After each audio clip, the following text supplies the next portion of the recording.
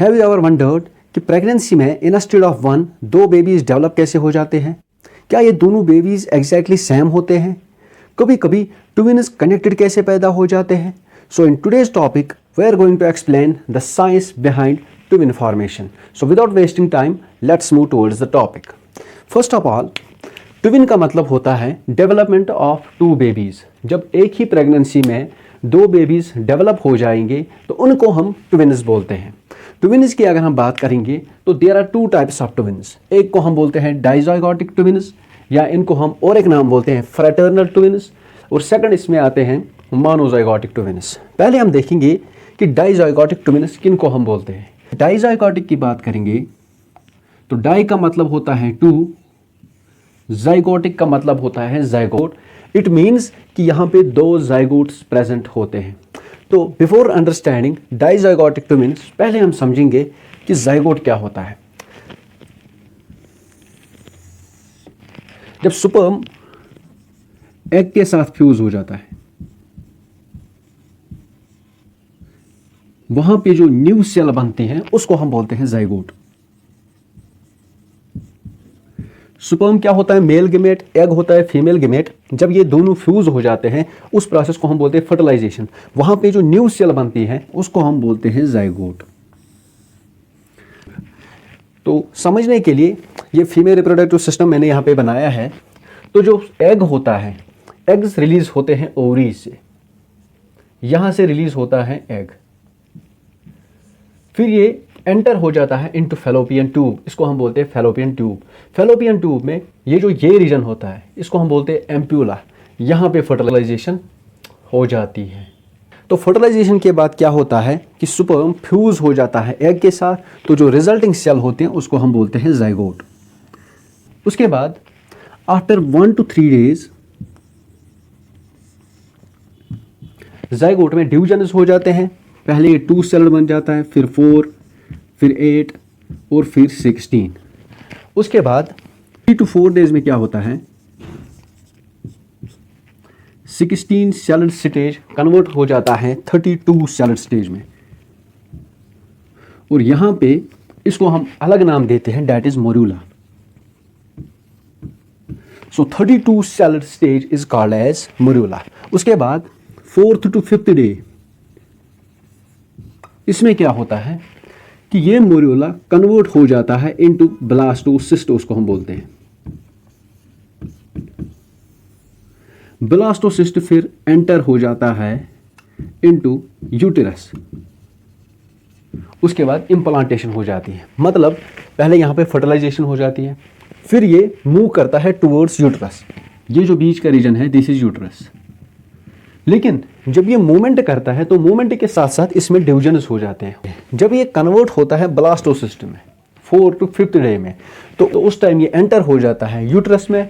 फिर इसकी इम्प्लांटेशन हो जाती है. इम्प्लांटेशन का मतलब होता है ये यूट्राइन वाल जो होता है इसके साथ चिपक जाता है. तो नॉर्मली क्या होता है, नॉर्मली एक मेंस्ट्रुअल साइकिल में एक एग रिलीज होता है. एक मेंस्ट्रुअल साइकिल में एक एग रिलीज होता है. इस प्रोसेस को हम बोलते हैं ओवुलेशन. फिर क्या होता है, अगर स्पर्म प्रेजेंट नहीं होगा तो फिर इसका मतलब फर्टिलाइजेशन नहीं होती है. जब फर्टिलाइजेशन नहीं होते हैं तो इसके बाद ये एग डिजेनरेट हो जाता है, तो फिर आगे पीरियड्स हो जाते हैं. अगर स्पर्म प्रेजेंट है तो फिर यहाँ पे फर्टिलाइजेशन हो जाती है. मतलब स्पर्म फ्यूज करता है एग को, एज ए रिजल्ट वहाँ पे ज़ाइगोट बन जाता है. ज़ाइगोट से फिर मोरूला बन जाता है, फिर ब्लास्टोसिस्ट बन जाता है, फिर एम्ब्रियो. एम्ब्रियो के बाद फीटस डेवलप होता है. लेकिन यहाँ पे क्या होता है, डाइज़ाइगोटिक ट्विन्स में क्या होता है, यहाँ पे एक कंडीशन होती है, उसको हम बोलते हैं हाइपर ओवुलेशन. ओवुलेशन का मतलब होता है सिंपली रिलीज ऑफ एग, जो कि नॉर्मली एक होता है. लेकिन हाइपर ओवुलेशन में 2 एग्स रिलीज होते हैं. जब 2 एग्स रिलीज हो जाते हैं तो 2 स्पर्म 2 एग्स को फर्टिलाइज करते हैं. 2 डिफरेंट स्पर्म्स फर्टिलाइज करते हैं 2 डिफरेंट एग्स को. एज ए रिजल्ट वहां पे 2 डिफरेंट ज़ाइगोट्स बन जाते हैं. अब किसी के माइंड में क्वेश्चन आया होगा कि 2 स्पर्म ये कहां से आते हैं. तो 2 स्पर्म कहाँ से आ गए? अगर हम इजैकुलेशन टाइम की बात करेंगे, इजैकुलेशन टाइम पे 200 to 300 मिलियन स्पर्म्स रिलीज होते हैं। हम सर्वेक्स की बात करेंगे, जब ये सर्वेक्स तक पहुंच जाते हैं तो ओनली 1 to 2 मिलियन सर्वाइव करते हैं। मीन्स यहां जब स्पर्म पहुंचते हैं तो खाली out of 200 to 300 million 1 to 2 million survive करते हैं। उसके बाद जब ये फैलोपियन ट्यूब तक पहुंच जाते हैं तो few thousand सर्वाइव। के बाद जब ये एग तक पहुंच जाते हैं तो few hundred सर्वाइव। इसका मतलब एग के पास हंड्रेड्स ऑफ स्पर्म्स प्रेजेंट होते हैं, लेकिन खाली एक स्पर्म पेनिट्रेट करता है इनटू एग।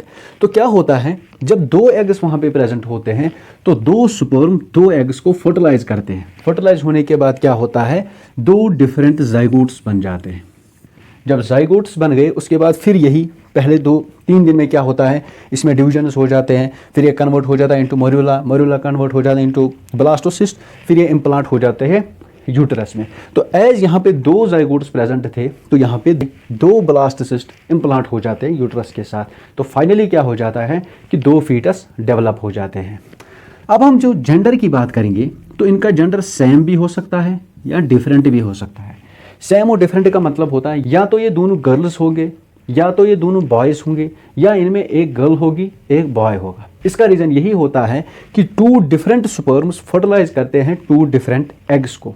लुकिंग की अगर हम बात करेंगे तो they can look completely different. Means जो ट्विन्स इसमें डेवलप होते हैं उनके जो लुक्स होते हैं वो कंप्लीटली डिफरेंट भी हो सकते हैं। So this was all about dizygotic twins, और जिनको हम बोलते हैं फ्रेटर्नल ट्विन्स। तो नेक्स्ट वीडियो में हम डिस्कस करेंगे एक मोनोजाइगोटिक ट्विन्स क्या होते हैं। सेकंड, उसके साथ साथ हम डिस्कस करेंगे कि कॉन्जॉइनेट ट्विन्स पैदा कैसे हो जाते हैं। कॉन्जॉइनेट का मतलब होता है कि वो ट्विन्स जो फिजिकली कनेक्ट होते हैं एक दूसरे के साथ, तो वो कैसे पैदा हो जाते हैं।